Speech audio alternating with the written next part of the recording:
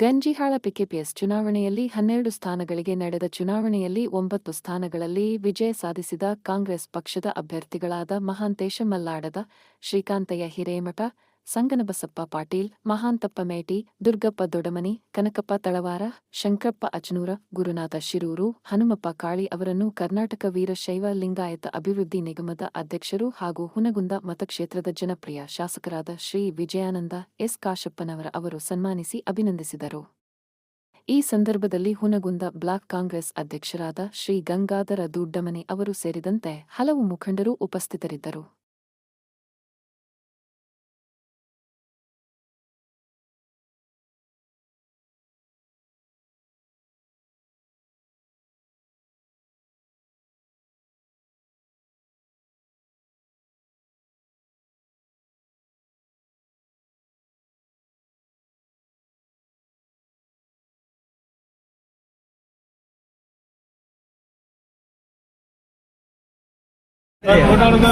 shawl ತೆಗೀರಿ ಗುರು paper ಹೋಗಿ